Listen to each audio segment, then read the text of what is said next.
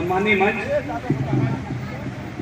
और इस मंच के माध्यम से सुन रहे सम्मानीय श्रोतागण, आज का यह धरना भारतीय जनता पार्टी जिला बस्तर के द्वारा इस संजय मार्केट स्थान पर जो रखा गया है, यह विषय केवल एक जिले का, एक मंडल का या एक संभाग का नहीं, यह विषय पूरे छत्तीसगढ़ प्रदेश का है।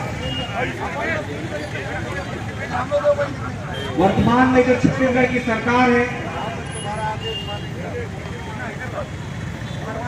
ये सरकार जब सत्ता में नहीं थी,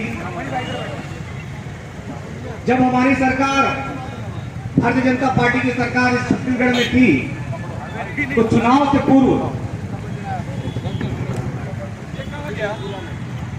एक घोषणा पत्र कांग्रेस पार्टी ने जारी किया था, जिसमें बहुत से बिंदु थे। मैं आप सभी को यह बताना चाहता हूं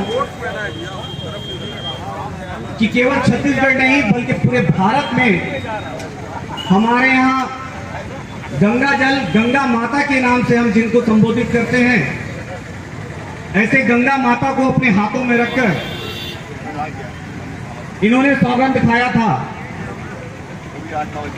जो कि गंगा माता की सौगंध को यदि किसी से, झूठे व्यक्ति से सच बुलवाने का काम यदि हमारे यहाँ करने का किया जाता है, तो उसको बोलते हैं कि तुम गंगा की सौगंध खाओ, ये तुम, उसके बाद तुम्हारा सच का सच और दूध पानी का पानी होगा। ऐसे विश्वास को तोड़ने का काम भी और झूठे वादे करने का काम जो है, मतलब कांग्रेस के लोग सत्ता पाने के लिए किसी हद तक भी जा सकते हैं। इसका बहुत बड़ा उदाहरण जो है वर्तमान की भूपेश सरकार ने किया है।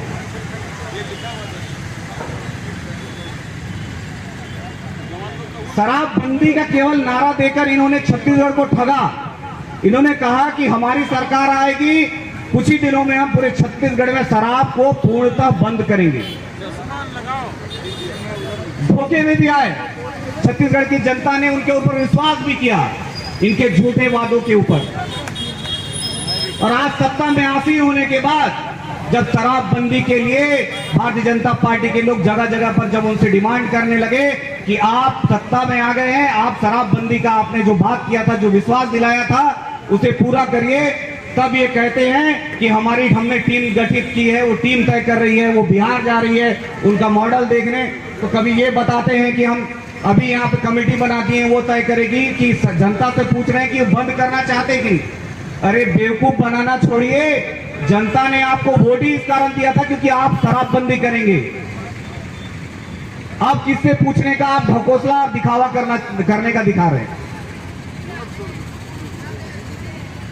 पूरे लॉकडाउन में जब कोविड से हर व्यक्ति, हर नागरिक परेशान था, मैं उस समय की बात बताना चाहता हूं कि आदमी को भोजन की परेशानी थी, आदमी खाना खाने के लिए भटक रहे थे। कुछ समाज सेवी संस्था उनको भोजन दिलाने का काम कर रही थी। उस समय यही सरकार है, भूपेश बघेल की कांग्रेस की सरकार, जो उनको भोजन तो नहीं लेकिन उनको दारू जो है उनके घर घर तक डिलीवरी कराने का जो काम करने का प्रयास कर रही थी, वो यही कांग्रेस की सरकार है। इसका कभी ध्येय नहीं था कि ये शराबबंदी करे, इसका ध्येय केवल शराब से पैसे अर्जन करने का था, जिसका कि ताजा उदाहरण आज हमको मिला ईडी के छापेमारी के बाद में। 2000 रुपए करोड़ का जो घोटाला है वो हमारे सामने में प्रकाश हुआ है। इससे पूर्व में मेरे मित्र हमारे युवा मोर्चा के अध्यक्ष जी कह भी रहे थे कि इनके मैडम जो है, मैडम प्रियंका गांधी जी, जब छत्तीसगढ़ में उनका आना हुआ तो उनको गुलाब की पंखुड़ियों से किलोमीटर तक गुलाब की पंखुड़ियां बिछाकर जो स्वागत हुआ, वो स्वागत का पैसा किसी कांग्रेसी के जेब का नहीं, बल्कि ये शराब से घोटाला किया हुआ पैसा है।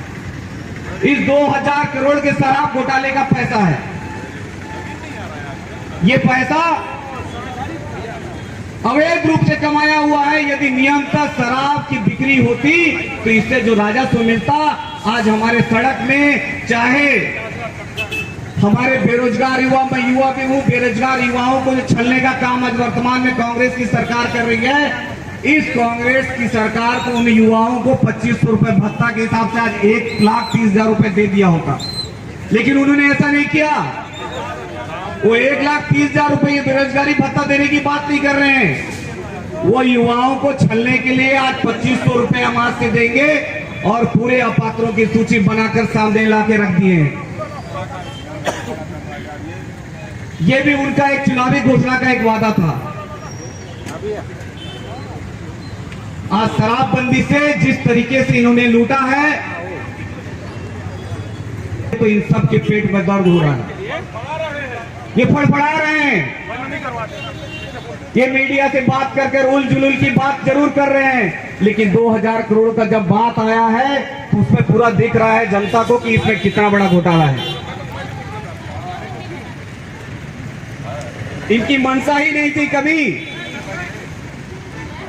यदि आज भी मुख्यमंत्री अपने कर्मों को सुधारना चाहते हैं तो इस मंच के माध्यम से मैं आपको कहना चाहता हूं कि आप सबके सामने, पब्लिक के सामने आइए और मीडिया में आप ईडी जो जांच कर रही है उसमें सहयोग करिए और दोषी को अंदर करिए, और आपके जो मुख्यमंत्री, आपके जो मंत्री भी हैं आपके मंत्रिमंडल में, इन सब को आपको गिरफ्तार कर मंत्री पद से हटाना चाहिए।